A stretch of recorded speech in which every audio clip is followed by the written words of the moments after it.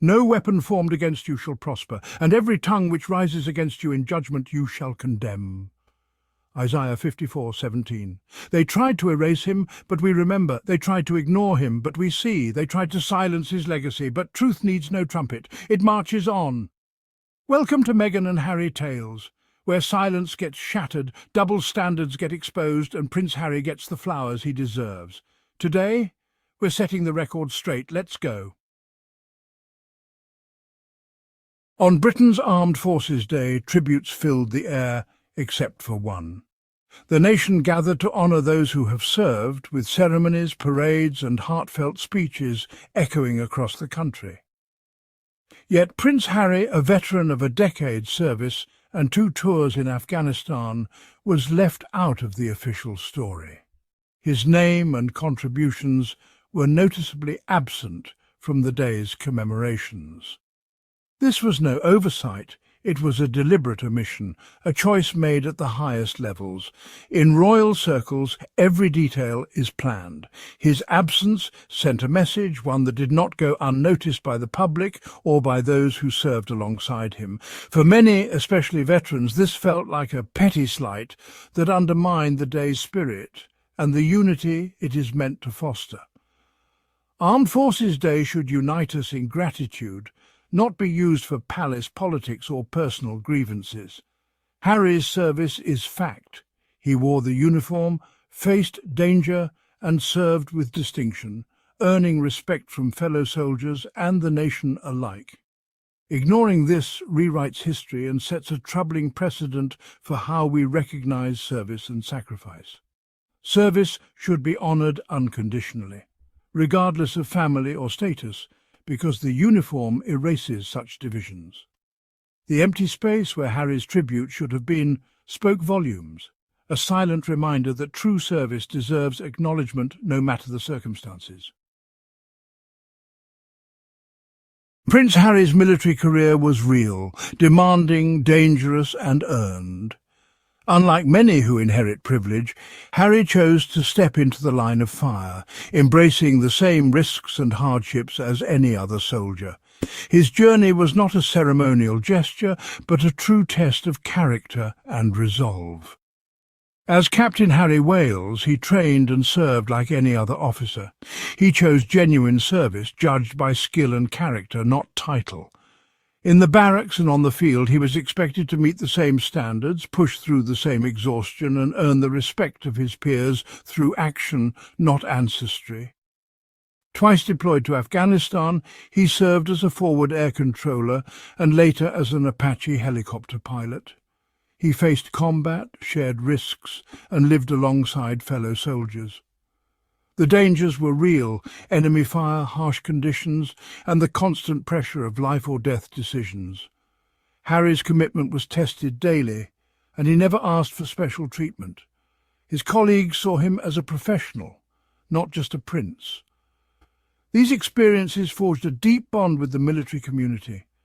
He became part of a brotherhood built on trust, sacrifice, and mutual respect, earning friendships that would last a lifetime. Harry's service was substantial, not symbolic. He wore the uniform in war, not just at parades. He stood shoulder to shoulder with his fellow soldiers, sharing their burdens and victories, proving his dedication through action. His military credentials are unimpeachable, earned through sweat and courage. Forgetting this is not just erasing a prince, but a dedicated soldier. His medals and honours are reminders of real sacrifice, not just royal ceremony.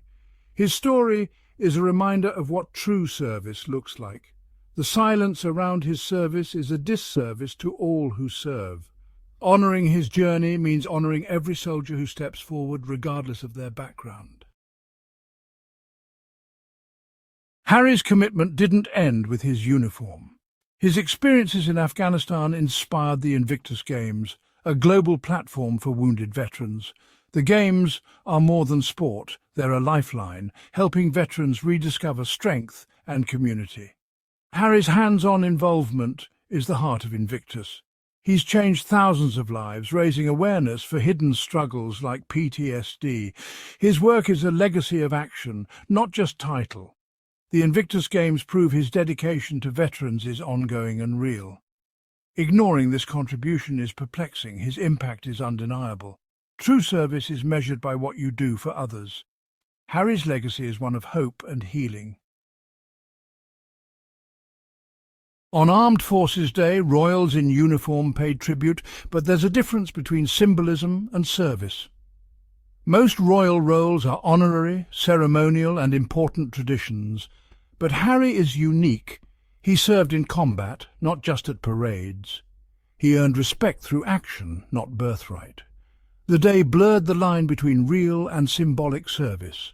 Praising patronage while ignoring frontline sacrifice sends the wrong message. It suggests all royal military ties are equal when they're not. True respect should honour real risks and sacrifices. The story told was incomplete. Service is more than ceremony. We must recognise the difference. Excluding Harry from tributes was a political act, a message from the monarchy. It's an attempt to diminish his connection to the military, where he's most respected. When institutions can't win on merit, they erase dissenters.